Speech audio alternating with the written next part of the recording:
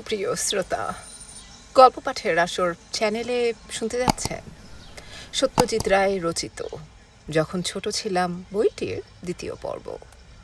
আমি ওয়ারা কারিম, সাথে থাকুন। ঠাকুরদার 5 ভাইয়ের মধ্যে 2 ভাই ছাড়া সকলেই ব্রাহ্ম হয়েছিলেন। সারদা রঞ্জন ও মুক্তিরঞ্জন ছিলেন বড় এবং সেজ ভাই। ওদের বলতাম বড় দাদু আর মুক্তি দাদু। ওদের বাড়িতে গেলেই দেখতে পেতাম বউদের সিঁথেই সিঁদুর, শাড়ি পরার ঢং আলাদা, পুরুষদের হাতে মাদুলি। পুজোর ঘর থেকে শোনা যেত শাঁখ আর ঘণ্টার শব্দ। খুড়িমা ঠাকুমারা প্রসাদ এনে খাওয়াতেন আমাদের, কিন্তু এই তফাৎ সত্ত্বেও ওদের পরপর মনে হয়নি কখনো। সত্যি বলতে কি, এক ধর্মের ব্যাপারে ছাড়া ঠাকুরদাদাদের ভাইয়ে ভাইয়ে মিল ছিল অনেক। হিন্দু সারদা মুক্তিদা যেমন খেলাধুলা করতেন, মাছ ধরতেন, তেমনি করতেন ব্রাহ্ম কুলদা। ক্রিকেট শুরু করেন সারদা, তারপর সেটা রায় পরিবারে হিন্দু ব্রাহ্ম সব দিকে ছড়িয়ে পড়ে। খেলাটা সত্যি করে শিকড় গেড়েছিল আমার সোনা ঠাকুমার বাড়িতে। সোনা ঠাকুমা হলেন আমার ঠাকুরদাদার বোন। এনার বিয়ে হয়েছিল ব্রাহ্ম বোস পরিবারে। স্বামী হেমেন বোসের ছিল পারফিউমারি বা গন্ধদ্রব্যের কারবার। কেশে মাখো কুন্তলিন, রুমালেতে দেলখোস, পানে খাও তাম্বুলিন, ধন্য হোক এইচ বোস। এই 4 লাইনের কবিতা দিয়ে বিজ্ঞাপন বেরোতো তখন কাগজে। গন্ধদ্রব্য ছাড়াও এইচ বোস আরেকটা ব্যবসা চালিয়েছিলেন কিছুদিন। সেটা ছিল এক ফরাসি কোম্পানির সঙ্গে একজোটে গ্রামোফোন রেকর্ডের ব্যবসা। সেই রেকর্ড আমরা ছেলেবেলায় শুনেছি। রেকর্ড ঘুরতো উল্টো দিকে, আর পিন সমেত সাউন্ড বক্স নড়ত মাঝখান থেকে বাইরের দিকে। সোনা ঠাকুমা ছিলেন 14 জন ছেলে মেয়ের মা। গায়ের রং ধপধপে, 80 বছর বেঁচে ছিলেন। শেষ দিন অবধি একটা চুল পাকেনি, একটা দাঁত পড়েনি। 4 মেয়ের মধ্যে বড় মেয়ে মালতী তখনকার দিনের নাম করা গাইয়ে। বড় ছেলে হিতেন কাকা পাকা আঁকিয়ে, ওস্তাদি গানের সমাজদার, ফার্সি জানেন। দামি দুষ্প্রাপ্য বই সংগ্রহ করেন। টকটকে রং, সুপুরুষ চেহারা। আরেক ভাই নিতিন, মানে পুতুল কাকা, পরে নাম করা সিনেমা পরিচালক ও ক্যামেরাম্যান হয়েছিলেন। আমার ছেলে বয়সে মনে আছে তিনি নিজেই ছোট মুভি ক্যামেরা দিয়ে আসামে হাতি ধরার ছবি তুলে এনে দেখিয়েছিলেন, আর পরে সে ছবি বিলিতি কোম্পানিকে বিক্রি করেছিলেন। পরের ভাই মুকুলের পায়ের ব্যারাম, তিনি খুঁড়িয়ে হাঁটেন। পড়াশোনা খুব বেশি দূর করেননি, কিন্তু যন্ত্রপাতির ব্যাপারে অসাধারণ মাথা। উদ্ভিদ বিজ্ঞানী জগদীশ বোসের সূক্ষ্ম সব গবেষণার যন্ত্র কলকাতায় একমাত্র উনিই সারাতে পারতেন। পরে ইনি সিনেমা লাইনে গিয়ে সাউন্ড রেকর্ডিস্ট হিসেবে বিশেষ নাম করেছিলেন। তার পরের 4 ভাই কার্তিক, গণেশ, বাপি, বাবু সকলেই ক্রিকেট খেলে। আমি যখন ছোট তখন কার্তিক সবে নাম করেছে, আর সবাই বলছে বাঙালিদের মধ্যে এমন ব্যাটসম্যান হয়নি। অ্যামহার স্ট্রিটে ওদের বাড়িতে সন্ধ্যাবেলা গেলেই দেখা যায় হয় কার্তিক কাকা না হয় গণেশ কাকা একটা বড় আয়নার সামনে দাঁড়িয়ে ব্যাট হাতে স্ট্রোক প্র্যাকটিস করছে। বাড়ির মাঠে শান বাঁধানো পিচ ছিল, আর ব্যাটিং অভ্যাস করার জন্য আলাদা ব্যাট ছিল, যার 2 পাশ চেঁচে ফেলে শুধু মাঝখানের অংশটা রাখা হয়েছে। সব মিলিয়ে অ্যামহার স্ট্রিটে বসেদের বাড়ির মতন হই হুল্লোড়ের বাড়ি আমি 2টি দেখিনি। একটা ব্যাপারে সে ছেলে বয়সে মনটা একটু খুঁতখুঁত করত বই কি, ব্রাহ্মদের মাঘোৎসবে হিন্দু পুজোর মতন হই হল্লা নেই, কেবল ব্রহ্মোপাসনা আর ভগবানের বিষয়ে গান শোনা। একটি ব্রহ্মোপাসনা মানে 1.5 থেকে 2 ঘন্টা। আমাদের বাড়িতে শ্রাদ্ধ তিথিতে উপাসনার রেওয়াজ ছিল। বসবার ঘরের চেয়ার টেবিল সরিয়ে শ্বেত পাথরের মেঝের উপর সুজনি বিছিয়ে দেওয়া হতো। আমরা তার উপরে বসতাম। তারপর হতো উপাসনা আর গান। আমার মা খুব ভালো গাইতেন, তবে উপাসনার দিন যারা তেমন ভালো গান না, যেমন আমার ধন দাদু বা কাকামণি, তারাও গানে যোগ দিতেন। বছরের পর বছর একই সুজনের উপর মাথা হেঁট করে বসে উপাসনা শুনে আমার সুজনের নকশা একেবারে মুখস্থ হয়ে গিয়েছিল। আর মুখস্থ হয়ে গিয়েছিল সংস্কৃত স্তোত্র আর তার বাংলাগুলো। এই বাংলা বলার একটা নিয়ম ছিল, যেটা সব আচার্যই মানতেন। এই নিয়মে সব কথা টেনে টেনে বলতে হয়। যেমন অশতমা সদ্গময় মন্ত্রের প্রথম 3 লাইনের বাংলা এইভাবে বলা হতো: অসত্য হইতে আমাদিগকে সত্যেতে লইয়া যাও, অন্ধকার হইতে আমাদিগকে আলোকে লইয়া যাও, মৃত্যু হইতে আমাদিগকে অমৃতেতে লইয়া যাও। এই সত্যেতে আর অমৃতেতের ব্যাপারে ভীষণ খটকা লাগতো। ওরকম না করে সত্যেতে লইয়া যাও আর অমৃতে লইয়া যাও বললেই তো হয়, কিংবা শেষে যদি আরেকটা তে জুড়তেই হয় তাহলে সত্যতে আর অমৃততে বললে কি ভুল হয়? কিন্তু আচার্যদের মনে নিশ্চয়ই এই খটকা লাগেনি, না হলে তারা সকলে বছরের পর বছর এই একইভাবে বলে চলবেন কেন? ব্রহ্ম মন্দির একটা ভবানীপুরেও আছে এবং সেখানেও মাঘোৎসব হয়, কিন্তু আমরা যখন গড়পাড় ছেড়ে ভবানীপুরে চলে আসি তখনও 11ই মাঘের বড় উৎসবের দিন আমরা কর্নওয়ালিস স্ট্রিটের ব্রহ্ম মন্দিরেই যেতাম। ওই পাড়াটাকেই বলতো সমাজপাড়া। শীতকালের ভোর 4:30 উঠে স্নান করে যেতে হতো। প্রথমে হতো ঘণ্টাখানেক ব্রহ্মকীর্তন, তারপর 1.5 ঘণ্টা গান ও উপাসনা। বসার ব্যবস্থা কাঠের বেঞ্চিতে। তার পিঠ এতই সোজা যে তাতে আরামের কোনো প্রশ্নই ওঠে না। মাঘোৎসবের শুধু 3টে দিন আমাদের একটু আমোদ হতো। সেটা হলো একটা বিশেষ দিনে উপাসনার পর খিচুড়ি খাওয়া, একটা দিন পিকনিক, আর একটা দিন বালক বালিকা সম্মেলন। এই শেষ ব্যাপারটায় গুরু গম্ভীর উপাসনার কোনো বালাই নেই। কিন্তু তাহলেও ঢাকঢোল বাজিয়ে প্যান্ডেল খাটিয়ে ঠাকুর সাজিয়ে হিন্দু পুজোর যে একটা হই হল্লা জাঁকজমকের দিক আছে, সেটা ব্রাহ্ম উৎসবে মোটেই ছিল না। কালী পুজোয় বাজি পোড়ানো, ফানুস ওড়ানোয় আমরা যোগ দিতাম বটে, আর আমাদের ছেলেবেলায় তুবড়ি, হাওয়াই, ফুলঝুড়ি, রং মশাল, চটপটি, চিনেপটকা মিলিয়ে যে আনন্দ, সেটা আজকালকার কান ফাটানো, বুক কাঁপানো বোম পটকার যুগে একেবারেই নেই। কিন্তু বছরের বিশেষ কটা দিনে সারা শহর মিলে আমোদ করার ব্যাপারটা ব্রাহ্মদের মধ্যে ছিল না। তাই বোধ হয় খ্রিস্টানদের বড়দিনটাকে নিজেদের পরবের মধ্যে ঢুকিয়ে নেবার একটা চেষ্টা ছিল সবসময়। বড়দিন এলে মনটা নেচে উঠত সেই কারণেই। কলকাতায় তখন সাহেবদের বড় দোকান, আজকাল যাকে বলে ডিপার্টমেন্ট স্টোর, ছিল হোয়াইটওয়ে লেডল। চৌরঙ্গিতে এখন যেখানে মেট্রো সিনেমা, তখন সেখানে ছিল স্টেটসম্যান পত্রিকার অফিস। তার পাশে সুরেন ব্যানার্জি রোডের মোড়ে ঘড়িওয়ালা বড় বাড়িটা ছিল হোয়াইটওয়ের বাড়ি। বিশাল দোতলা দোকানের পুরো দোতলাটা বড়দিনের জন্য হয়ে যেত টয়ল্যান্ড। একবার মার সঙ্গে গেলাম এই টয়ল্যান্ড দেখতে। তখন দেশে সাহেবদের রাজত্ব। হোয়াইটওয়ে সাহেবদের দোকান, বিক্রেতারা সব সাহেব, যারা খদ্দের তাদেরও বেশিরভাগই সাহেব মেম সাহেব। গিয়ে সব দেখে টেখে চোখ ধাঁধিয়ে গেল। কিন্তু টয়ল্যান্ডে যে যাব, দোতলার সিঁড়ি কই? জীবনে সেই প্রথম জানলাম লিফট কাকে বলে।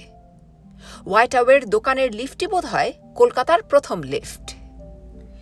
সোনালি রং করা লোহার খাঁচায় দোতলায় উঠে এসে মনে হলো স্বপ্নরাজ্যে এসেছি। মেঝের অনেকখানি জায়গা জুড়ে পাহাড়, নদী, ব্রিজ, টানেল, সিগন্যাল স্টেশন সমেত খেলার রেলগাড়ি এঁকে বেঁকে চক্কর মেরে চলেছে রেল লাইন দিয়ে। এছাড়া ঘরের চারদিকে রয়েছে নানা রঙের বেলুন, রঙিন কাগজের শিকল, ঝালর, ফুল, ফল আর চিনে লণ্ঠন।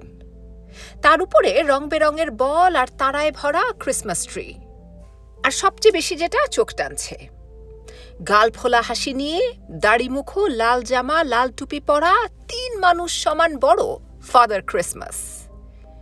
খেলনা যা আছে তা সবই বিলিতি। তার মধ্যে থেকে আমাদের সাধ্যে কুলোয় এমন 1 বাক্স ক্র্যাকার নিয়ে বাড়ি ফিরলাম। সেরকম ক্র্যাকার আজকাল আর নেই। তার যেমনই আওয়াজ তেমনই সুন্দর তার ভিতরের খুদে খুদে জিনিসগুলো। বড় আর বাহারের দোকান বলতে তখন যা ছিল তার বেশিরভাগই চৌরঙ্গিতে।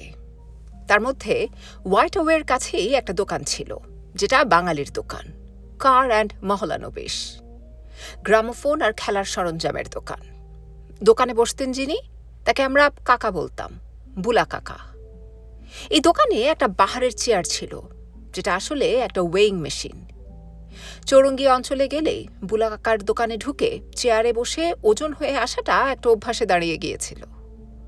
বাবা মারা যাবার পরে এই বুলা কাকাই আমাকে এনে দিয়েছিলেন একটা গ্রামোফোন। সেই থেকে আমার গ্রামোফোন আর রেকর্ডের শখ। আমার নিজের 2টো খেলনা গ্রামোফোন ছিল, সেগুলো সম্ভবত বুলা কাকারই দেওয়া।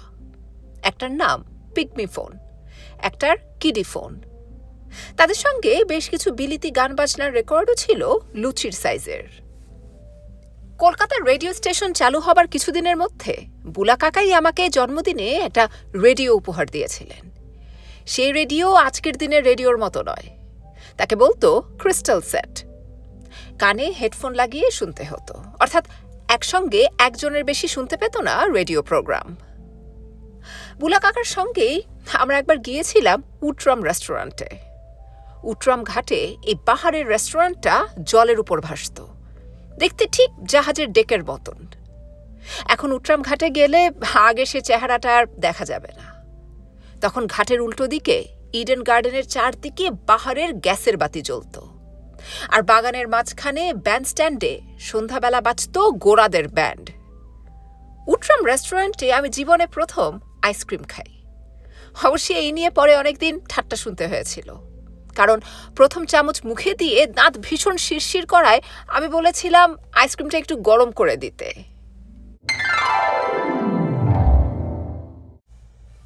ভবানীপুর। সন্দেশ পত্রিকা বন্ধ হওয়ার কিছুদিন পরেই যে ইউ রায় অ্যান্ড সান্সের ব্যবসাও কেন উঠে গেল, সেটাও তো ছেলে বয়সে আমি জানতেই পারিনি। শুধু শুনলাম মা একদিন বললেন আমাদের এ বাড়ি ছেড়ে চলে যেতে হবে। গড়পাড় ছেড়ে আর সেই সঙ্গে উত্তর কলকাতা ছেড়ে আমরা দুজন চলে এলাম ভবানীপুরে আমার মামার বাড়িতে। আমার বয়স তখন 6-এর কাছাকাছি। আমার মনে হয় না সেই বয়সে বড় বাড়ি থেকে ছোট বাড়ি বা ভালো অবস্থা থেকে সাধারণ অবস্থায় গেলে মনে বিশেষ কষ্ট হয়। হা বেচারা কথাটা ছোটদের সম্বন্ধে বড়রাই ব্যবহার করে, ছোটরা নিজেদের বেচারা বলে ভাবে না। ভবানীপুরে বকুল বাগানের বাড়িতে এসে যেটা আমাকে অবাক করেছিল সেটা হলো চীনে মাটির টুকরো বসানো নকশা করা মেঝে। এ জিনিস এর আগে কখনো দেখিনি। অবাক হয়ে দেখতাম আর মনে হতো বাপরে বাপ, না জানি কত পেয়ালা পিরিচ প্লেট ভেঙে তৈরি হয়েছে এই মেঝে। টুকরোগুলোর বেশিরভাগই সাদা, তবে তার মধ্যে হঠাৎ এক একটার কোণে হয়তো এক চিলতে ফুল বা তারা বা ঢেউ খেলানো লাইন। কিছু করার না থাকলে এই চীনে মাটির টুকরোগুলো দেখে অনেকটা সময় কেটে যেত। আরেকটা ভালো জিনিস ছিল এ বাড়িতে, যেটা গড়পাড়ে পাইনি। সেটা হলো রাস্তার দিকে বারান্দা। শোবার ঘর থেকে বেরিয়েই বারান্দা। সকাল দুপুর বিকেল ভোরে দেখতাম রাস্তায় কত রকম লোকের চলাফেরা। দুপুরে যেত ঠেলা গাড়িতে রং বেরঙের জিনিস নিয়ে ফেরিওয়ালা, জার্মানওয়ালা 2 আনা, জাপানওয়ালা 2 আনা। সপ্তাহে 2 দিন না 3 দিন যেত মিসেস উডের বাক্সওয়ালা। বারান্দা থেকে মা মাসি ডাক দিতেন, এই বাক্সওয়ালা এখানে এসো। মনটা নেচে উঠত, কারণ বিকেলের খাওয়াটা জমবে ভালো। বাক্সে আছে মেম সাহেবের তৈরি কেক, পেস্ট্রি, প্যাটি। সন্ধে যখন হব তখন শোনা যেত সুর করে গাওয়া মে লাহু মজেদার চানাচোর গরম। আর কিছু পরেই শুরু হয়ে যেত রাস্তার ওপারে চাটুজ্জেদের বাড়ি থেকে হারমোনিয়াম বাজিয়ে কর্কশ গলায় কালোয়াতি গানের রেওয়াজ। গ্রীষ্মকালের দুপুরে যখন শোবার ঘরের দরজা জানালা বন্ধ করে দেওয়া হতো, তখনও কেমন করে যেন খড়খড়ির ফাঁক দিয়ে আলো আসার দরুন দিনের একটা বিশেষ সময়ে রাস্তার উল্টো ছবি পড়ত জানালার বিপরীত দিকের দেয়ালের অনেকখানি জায়গা জুড়ে। বন্ধ ঘরে ম্যাজিকের মতো রাস্তার লোক চলাচল দেখা যেত। গাড়ি, রিক্সা, সাইকেল, পথচারী সব কিছু দিব্যি বোঝা যেত ওই ছবিতে। কতদিন যে দুপুরে শুয়ে শুয়ে এই বিনে পয়সার বায়োস্কোপ দেখেছি তার ঠিক নেই। আমাদের বাড়ির সদর দরজায় একটা ছোট্ট ফুটো ছিল। দরজা বন্ধ করে সে ফুটোর সামনে ঘষা কাচ ধরলেও বাইরের দৃশ্য খুদে আকারে উল্টো করে সে কাচের উপর স্পষ্ট দেখা যেত। এটা নতুন কিছু নয়, এটা হলো ফটোগ্রাফির গোড়ার কথা। আর এটা যে কেউ নিজের বাড়িতে পরীক্ষা করে দেখতে পারে। কিন্তু তখন অজান্তে ব্যাপারটা ঘটতে দেখে ভারী অবাক হয়েছিলাম। যে মামার বাড়িতে উঠেছিলাম তিনি হলেন আমার সোনা মামা। মামারা ছিলেন 4 ভাই 3 বোন। ছোট মামা আমার জন্মের আগেই মারা গিয়েছিলেন। বড় আর মেজ মামা ছিলেন পাটনা আর লখনৌয়ের ব্যারিস্টার। তৃতীয় মামা ছিলেন সোনা মামা, ইনি বিলেত যাননি। আর এর মধ্যে সাহেবিয়ানার লেশমাত্র ছিল না। আমারই এক মেসোমশাই ছিলেন এক ইন্স্যুরেন্স কোম্পানির মালিক। তখনকার দিনে বাঙালিদের এক জাদরেল কোম্পানি। সেই কোম্পানিতে কাজ করতেন সোনামামা। সোনামামার অঙ্কের মাথা ছিল অসম্ভব পরিষ্কার। মনে আছে, পরে যখন স্কুলে ভর্তি হই, আমার অ্যানুয়াল পরীক্ষার অঙ্কের প্রশ্নপত্র হাতে নিয়ে সিঁড়ি ভাঙার অঙ্কটার উপর একবার চোখ বুলিয়ে বললেন, এটার উত্তর তো ৮, তাই না? আমার কাছে জিনিসটা ভেলকির মতো মনে হয়েছিল। এমনিতে গম্ভীর মেজাজের লোক হলেও সোনামামার একটা ছেলে মানুষই দিক ছিল। মামার বয়স তখন ৩০-এর কাছাকাছি, কিন্তু সমবয়সী আত্মীয় বন্ধুদের সঙ্গে তখনও রবিবার সকালে তুমুল উৎসাহে খেলা চলেছে ক্যারাম আর লুডো। পরে এলো ব্যাগাটেল, তাতেও উৎসাহের কমতি নেই। আমি দাঁড়িয়ে দাঁড়িয়ে দেখতাম, আর মাঝে মাঝে শুনতে হতো, বড়দের মধ্যে থেকো না মানিক। আমি বেরিয়ে আসতাম ঠিকই, কিন্তু এটাও মনে হতো যে মামারা যে কাজটা করছেন সেটা কি ঠিক বড়দের মানানসই কাজ বলা চলে না। আসলে আমার অনেকটা সময় একাই কাটাতে হতো, বিশেষ করে দুপুরবেলাটা, কিন্তু তাতে আমার কোনোদিন একঘেয়ে লেগেছে বলে মনে পড়ে না। 10 খণ্ডের বুক অফ নলেজের পাতা উল্টিয়ে ছবি দেখা ছিল এই অবসর সময়ের একটা কাজ। এ বইগুলো কখনো পুরনো হয়নি। পরে মা কিনে দিয়েছিলেন 4 খণ্ডে রোম্যান্স অফ ফেমাস লাইভস। ছবিতে বোঝায় বিখ্যাত বিদেশি লোকেদের জীবনী। বই ছাড়াও সময় কাটানোর জন্য ছিল একটা আশ্চর্য যন্ত্র, সেটার নাম স্টিরিওস্কোপ। তখন অনেকের বাড়িতেই এই জিনিসটা দেখা যেত, আজকাল আর যায় না। ভিক্টোরীয় যুগের আবিষ্কার এই যন্ত্র। তলায় একটা হাতল, সেটা ধরে ফ্রেমে আটা জোড়া আতস কাচ 2 চোখের সামনে ধরতে হয়। কাচের সামনে হোল্ডারে দাঁড় করানো থাকে ছবি, একটি ছবি নয়, লম্বা কার্ডে পাশাপাশি 2টো ফটোগ্রাফ। দেখলে মনে হবে একই ছবি, কিন্তু আসলে তা নয়। দৃশ্য একই, কিন্তু সেটা তোলা হয়েছে এমন ক্যামেরা দিয়ে যার সামনে একটার বদলে 2টো লেন্স, যেন মানুষের 2টো চোখ। বাঁ দিকের লেন্স তুলছে বাঁ চোখ যা দেখে তাই, আর ডান দিকটা তুলছে ডান চোখের দৃষ্টি দিয়ে। জোড়া কাচের ভিতর দিয়ে যখন দেখা যায়, তখন 2টো ছবি মিলে একটা হয়ে যায়, আর মনে হয় যেন জীবন্ত দৃশ্য দেখছি। স্টিরিওস্কোপের সঙ্গে ছবিও কিনতে পাওয়া যেত নানা দেশের নানা রকমের। আরেকটা খেলার যন্ত্র ছিল আমার, সেটাও আর আজকাল দেখতে পাওয়া যায় না। সেটা হলো ম্যাজিক ল্যান্টার্ন। বাক্সের মতো দেখতে, সামনে চোঙার মতো লেন্স, মাথার উপর চিমনি, আর ডান পাশে একটা হাতল। তাছাড়া আছে 2টো রিল, একটাই ফিল্ম ভরতে হয়। সেই ফিল্ম হাতল ঘোরালে অন্য রিলে গিয়ে জমা হয়। ফিল্মটা চলে লেন্সের ঠিক পিছন দিয়ে। বাক্সের ভিতর জ্বলে কেরোসিনের বাতি, তার ধোঁয়া বেরিয়ে যায় চিমনি দিয়ে, আর তার আলো ঘুরন্ত ফিল্মের চলন্ত ছবি ফেলে দেয়ালের উপর। কে জানে, আমার ফিল্মের নেশা হয়তো এই ম্যাজিক ল্যান্টার্নেই শুরু। মামার খেলার সাথীদের মধ্যে ছিলেন আরেক মামা, যিনি আমাদের বাড়িতেই থাকতেন, একতলার পূব দিকের ঘরে। আসলে ইনি আত্মীয় নন। ঢাকায় মামা বাড়ির পাশেই ছিল এদের বাড়ি, সেই সূত্রে বন্ধু, আর তাই আমি বলি মামা। কালু মামা কলকাতায় এসেছিলেন চাকরির খোঁজে। চাকরি পাবার কিছুদিনের মধ্যেই কিনে আনলেন 30 টাকা দামের একটা ঝকঝকে নতুন রেলে সাইকেল। 6 মাস ব্যবহারের পরেও এই সাইকেল ছিল ঠিক নতুনের মতোই ঝকঝকে, কারণ রোজ সকালে ঝাড়া আধ ঘন্টা ধরে কালু মামা সাইকেলের পরিচর্যা করতেন। সোনা মামা আমোদে লোক ছিলেন বলেই বকুল বাগানে এসে মাঝে মাঝে বায়োস্কোপ, সার্কাস, ম্যাজিক, কার্নিভাল ইত্যাদি দেখার সুযোগ আসত। একবার এম্পায়ার থিয়েটারে, যেটা এখন রক্সি, সেখানে এক সাহেবের ম্যাজিক দেখতে গেলাম, নাম শেফালো। খেলার পর খেলা দেখিয়ে চলেছেন, আর তার সঙ্গে কথার ফোয়ারা ছুটছে। পরে জেনেছিলাম জাদুকরের এই বকুনিকে বলা হয় প্যাটার। এই প্যাটারের গুণে দর্শকের দৃষ্টি চলে যায় জাদুকরের মুখের দিকে, আর তার ফলে হাতের অনেক কারসাজি দৃষ্টি এড়িয়ে যায়। কিন্তু শেফালোর দলে ছিলেন এক জাদুকরী, নাম মাদাম প্যালার্মো। তিনি ম্যাজিক দেখালেন একেবারে বোবা সেজে। এ জিনিস আর কখনো দেখিনি। এর কিছুদিন পরে এক বিয়ে বাড়িতে এক বাঙালির ম্যাজিক দেখেছিলাম, যার কাছে শেফালো সাহেবের স্টেজের কারসাজি কিছুই না। স্টেজ ম্যাজিকে নানান যন্ত্রপাতির ব্যবহার হয়। আলোর খেলা আর প্যাটারের জোরে লোকের চোখ মন ধাঁধিয়ে যায়, ফলে জাদুকরের কাজটা অনেক সহজ হয়ে যায়। এই ভদ্রলোক ম্যাজিক দেখালেন প্যান্ডেলের তলায় ফরাসের উপর বসে। তার চারদিক ঘিরে 4-5 হাতের মধ্যে বসেছেন নিমন্ত্রিতরা। এই অবস্থাতে একটার পর একটা এমন খেলা দেখিয়ে গেলেন ভদ্রলোক, যা ভাবলে আজও তাজ্জব বনে যেতে হয়। এই জাদুকরকে অনেক পরে আমার একটা ছোট গল্পে ব্যবহার করেছিলাম। ফরাসের উপর দেশলাইয়ের কাঠি ছড়িয়ে দিয়েছেন ভদ্রলোক, নিজের সামনে রেখেছেন একটা খালি দেশলাইয়ের বক্স।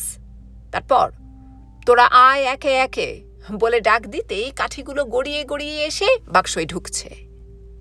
আমাদেরই চেনা এক ভদ্রলোকের কাছ থেকে চেয়ে নিলেন একটা রূপোর টাকা, আর আরেকজনের কাছ থেকে একটা আংটি। প্রথমটাকে রাখলেন হাত 4 দূরে, আর দ্বিতীয়টাকে নিজের সামনে। তারপর আংটিটাকে উদ্দেশ্য করে বললেন, যা টাকাটাকে নিয়ে আয়। বাধ্য আংটি গড়িয়ে গেল টাকার কাছে। তারপর দুটো একসঙ্গে গড়িয়ে এলো ভদ্রলোকের কাছে। আরেকটা ম্যাজিকে এক ভদ্রলোকের হাতে এক প্যাকেট তাস ধরিয়ে দিয়ে আরেকজনের হাত থেকে লাঠি নিয়ে ডগাটা বাড়িয়ে দিলেন তাসের দিকে। তারপর বললেন, আয় রে ইস্কাপনের টেক্কা। প্যাকেট থেকে সরাত করে ইস্কাপনের টেক্কাটা বেরিয়ে এসে লাঠির ডগায় আটকে ধরধর করে কাঁপতে লাগলো। ম্যাজিক দেখার কয়েকদিন পরে হঠাৎ জাদুকরের সঙ্গে দেখা হলো বকুলবাগান আর শ্যামানন্দ রোডের মোড়ে। বয়স 50-55, পরনে ধুতি আর শার্ট। দেখলে কে বলবে ভদ্রলোকের এত ক্ষমতা। আমার ম্যাজিকের ভীষণ শখ, মনে মনে আমি তার শিষ্য হয়ে গেছি। ভদ্রলোককে বললাম আমি তার কাছে ম্যাজিক শিখতে চাই। নিশ্চয়ই শিখবে বলে ভদ্রলোক তার পকেট থেকে এক প্যাকেট তাস বার করে রাস্তায় দাঁড়িয়ে দাঁড়িয়েই আমাকে একটা খুব মামুলি ম্যাজিক শিখিয়ে দিলেন। তারপর আর ভদ্রলোকের সঙ্গে দেখা হয়নি। হঠাৎ সামনে পড়ে ঘাবড়ে গিয়ে ওর ঠিকানাটাও নেওয়া হয়নি। পরে ম্যাজিকের বই কিনে হাত সাফাইয়ের অনেক ম্যাজিক আয়নার সামনে দাঁড়িয়ে নিজেই অভ্যেস করে শিখেছিলাম। কলেজ অবধি ম্যাজিকের নেশাটা আমার ছিল। সার্কাস তো এখনও প্রতি বছরই আসে, যদিও তখনকার দিনে হার্মস্টোন সার্কাসে সাহেবরা খেলা দেখাতো, আর আজকাল বেশিরভাগই মাদ্রাজি সার্কাস। যেটা আজকাল দেখা যায় না সেটা হলো কার্নিভাল। আমাদের ছেলেবেলায় সেন্ট্রাল অ্যাভিনিউর দুধারে ছিল বড় বড় মাঠ। কলকাতার প্রথম হাই রাইজ 10 তলা টাওয়ার হাউস তখনও তৈরি হয়নি। ইলেকট্রিক সাপ্লাইয়ের ভিক্টোরিয়া হাউস তৈরি হয়নি। এইসব মাঠের একটাতে সার্কাসের কাছেই বসতো কার্নিভাল। কার্নিভালের মজাটা যে কি সেটা আজকালকার ছেলে মেয়েদের বোঝানো মুশকিল। মেলায় নাগরদোলা সকলেই দেখেছে, কিন্তু কার্নিভালের নাগরদোলা বা জায়ান্ট হুইল হতো 5 তলা বাড়ির সমান উঁচু। বহু দূর থেকে দেখা যেত ঘুরন্ত হুইলের আলো। এই নাগরদোলা ছাড়া থাকতো মেরিগো রাউন্ড, অ্যারোপ্লেনের ঘূর্ণি, খেলার মোটর গাড়িতে ঠোকাঠুকি, ঢেউ খেলানো অ্যালপাইন রেলওয়ে এবং আরও কত কি। এসবেরই চারিদিকে ছড়িয়ে ছিটিয়ে থাকতো নানা রকম জুয়ার স্টল। এত লোভনীয় সব জিনিস সাজানো থাকতো এইসব স্টলে যে খেলার লোভ সামলানো কঠিন হতো। শেষ পর্যন্ত প্রকাশ্যে জুয়া খেলাটা সরকার বেআইনি করে দেওয়ার ফলে কলকাতা শহর থেকে কার্নিভাল উঠে গেল। আসল রোজগারটা হতো বোধহয় এই জুয়া থেকেই।